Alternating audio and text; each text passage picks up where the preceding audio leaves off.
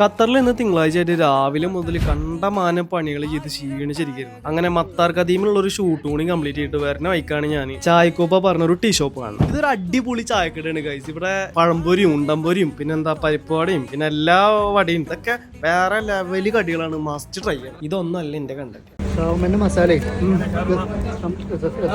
ഒരു പുളിയും ഇതൊക്കെ വരുന്നുണ്ട്.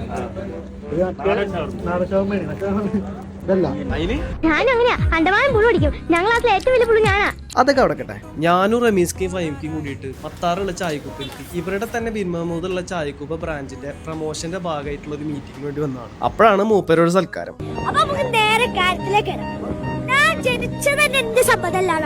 പിന്നെ